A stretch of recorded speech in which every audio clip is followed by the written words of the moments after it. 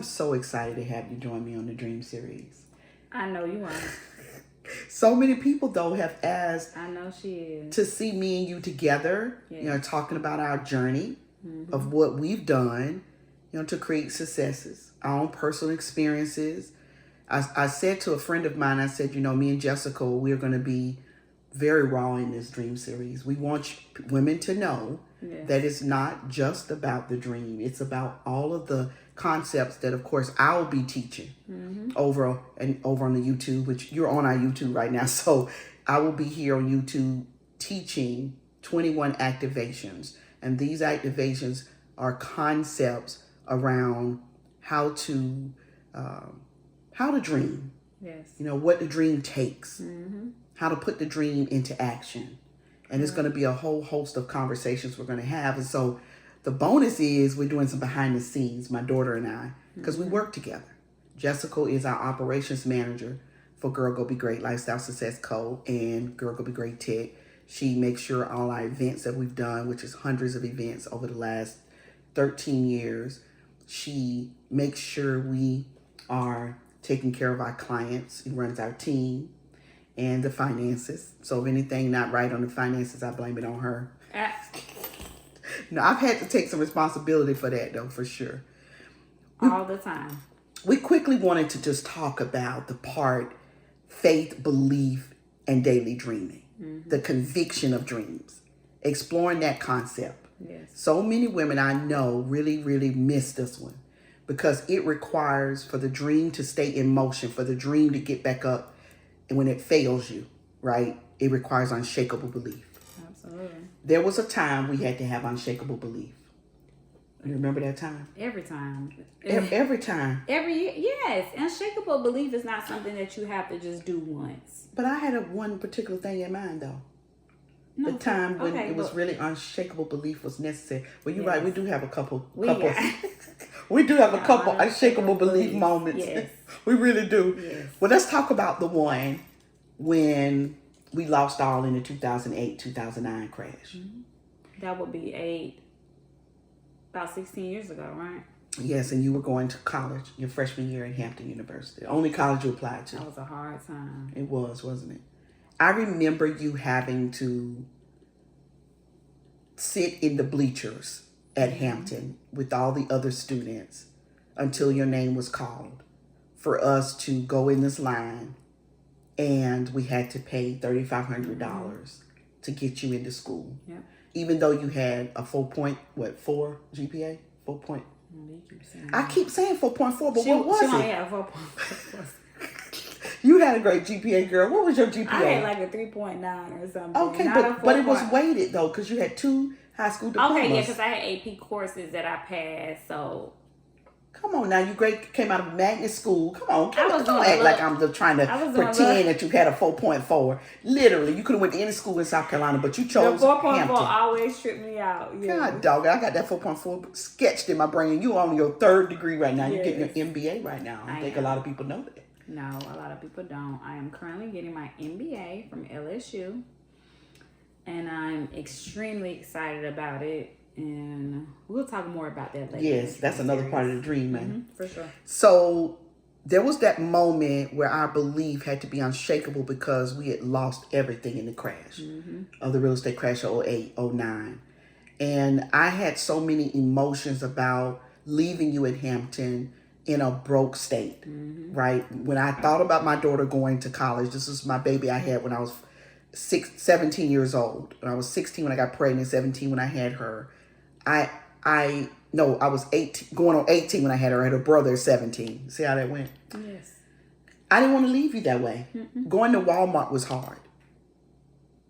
And when we talk about conviction, our faith and our deep belief fueled our perseverance to commit to getting back up and dreaming again.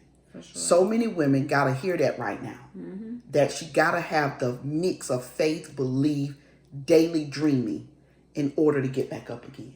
She does. How did you make it through that period with what we were going through? Because I didn't think you thought your first year of college would be having to tap in all of that. I really think it was always something in me that I always said that things would get better. And so I think I woke up every day. Now, I don't suggest everyone does this because a lot of people, I think I compartmentalized a lot, you know, but outside of, I compartmentalized my problems and I didn't let my problems I guess, extend me or make me in such a depressive state that I couldn't get out the bed. I really put my faith and belief in God, and also my parents, knowing who they were, that they'll make a way for me, and God just sending people in my life, a community, and also just speaking up and advocating for myself, whether that came to financial aid. And so I think I just had that unshakable belief that things will get better, and I just start taking it one day at a time. You still do that today? Yeah, I'm still like that because, and you'll find more about this later. A couple years ago, I really struggled. I got really, really sick, and it was nothing just about stress. Stress, nothing but stress. Nothing but stress, and stress literally caused dis-ease in my body and made me very, very sick. Yeah, it was during the pandemic time. Yeah, it was the pandemic, and it was nothing for us to do. So I think I've learned from there is just that faith of a mustard seed. That's really all you need. And sometimes you just have to believe in yourself. You know, nobody else may not get it. They might not understand it. They might think you're crazy. Or I worried about you a lot during that period. I cried a lot at night. Yeah, she didn't tell me that. Yeah. I remember going to the bank, though, and getting the $3,500 out the bank. And I was thinking to myself the whole time when we were sitting at the bank, I was going to take this last money out the account. It's probably going to overdraw our business account. How was I going to support you staying in school at Hampton? That was the dream, though. Was that the dream? Just the only school you applied to? No, for sure. Only school I applied to. So it was just, was it a dream just to go to Hampton? Yeah, that was my dream. It was between Howard and Hampton. And I knew I'm very small nature, so I don't like being cold. So I knew DC was just going to be too cold. Virginia was cold, but DC was like the snow. I just couldn't do it. Because I'm still a down south girl. So I'm like, no. So I'm like, it's Hampton. Only place I applied late. And I really had no reason to apply late. I was just... No reason. But you get distracted on the journey of the dream because life stuff. And guess what? Life stuff gonna always show up. What did I tell your daddy, though, when you said you only wanted to apply to Hampton? We were sitting in the living room, going through all this stuff. We could feel there was something going on in the marketplace because we were in the real estate business. 17 years. I mean, top real estate firm. We made an incredible impact in our community, and we made money. So we were sitting in our living room that day thinking, we can afford this. We're going to do this. She only picked Hampton. And my husband was like, you can go to any school, Jessica, in the whole state for free. Yeah. And I said to him, what? You don't remember what I said? What did you say? I said, babe, dreams are not for sale. No, they're not. They're not for sale. They're not for sale. But what we didn't know on the other side of not for sale is that this dream was going to cost something. And greatness costs something. We didn't realize that the bottom was going to fall out the real estate industry. The market was going to crash. Money was going to be pretty non-existent. We were going to lose all of our assets. We lost over $1 million worth of assets that we would have to get our daughter, through school on faith and belief. Yes. And then after this period of time, she came into understanding that we were going to have to truly work together. She never was difficult, though. You were never difficult. No, I'm still not. Your brother was more difficult.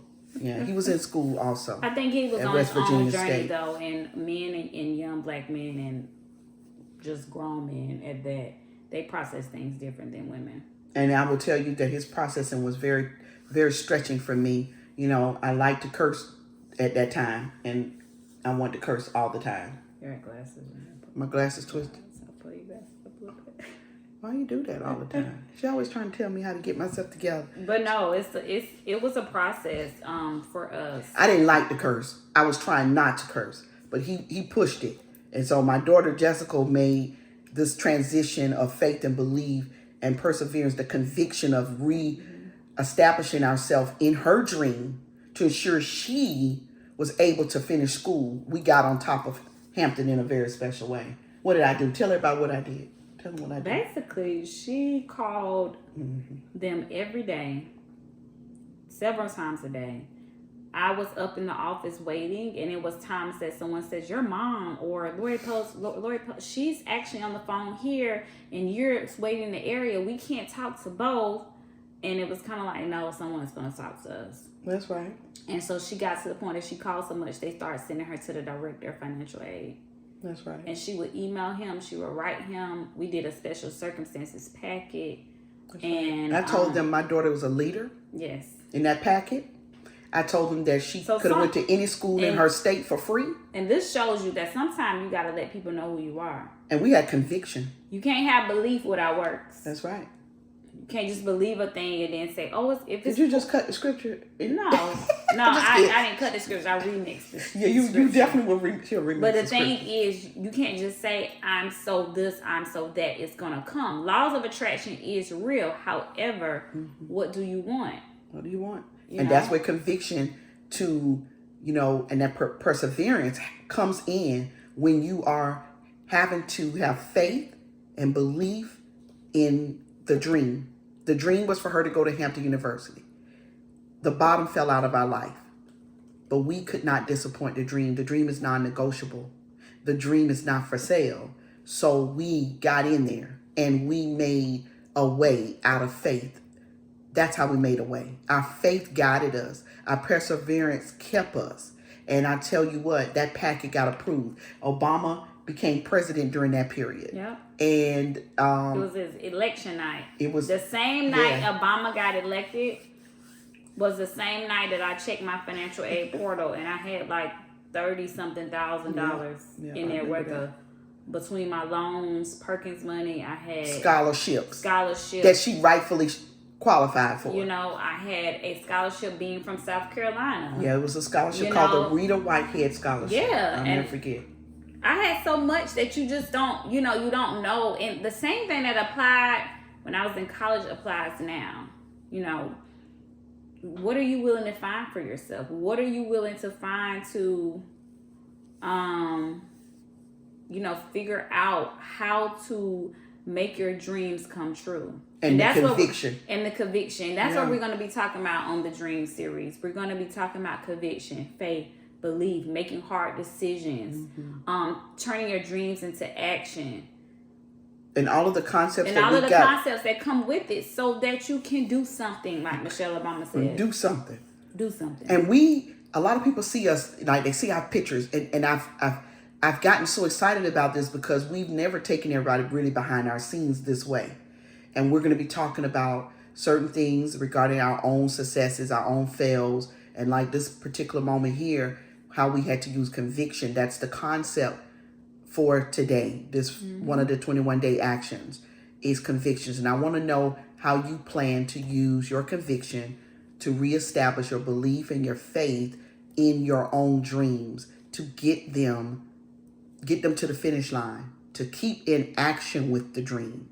This is about dreaming into action, not someday, but today, right? What can you do? What's the conviction you can hold true to? Jessica held true to a conviction that Hampton was her school. She believed in her parents. She said that earlier. She trusted God. And our conviction together, mixed together, I trusted her that she was going to go to school. She was going to do what she was supposed to do in the midst of doing a couple things, And it got really, really tight.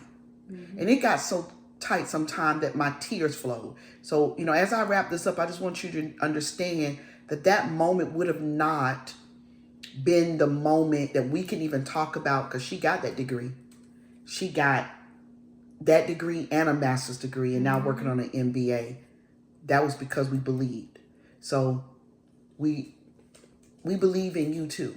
And that's why we believe the Dream Series is so important right now. Women entrepreneurs, and women who want to create something, right? You want to get that dream into action. You need to know the real deal. Yeah, absolutely. And the real deal, not is always pretty. It's not always a pretty deal. No. And we got some stories to tell, don't we? We got plenty. Yeah. The only part we missed on this one is how y'all had gotten evicted out that house you and your roommates was in. Because it was a raggedy house. I told y'all not to get it. I know. I'm just kidding. You didn't get evicted. They had to move, though. Oh, that's funny. We didn't get evicted. Yeah, we had to move, though. They had a couple things that happened. And it was another. But it's about your perception, though. Yeah. Your perception of everything. So. And I was struggling to pay that rent.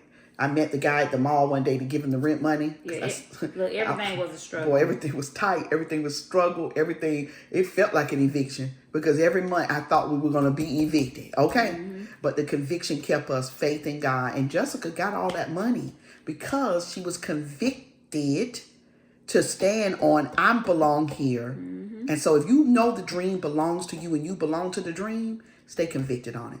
Girl, we hope that this particular episode with me and Jessica help you a little bit more with conviction. Yeah. And we'll see you on the other side, girl greatness. Take care. We'll see you back tomorrow, right? Yep. All right. In the next couple, we have 3 videos per week for the next 21 days. You guys will see us. So, thank you again.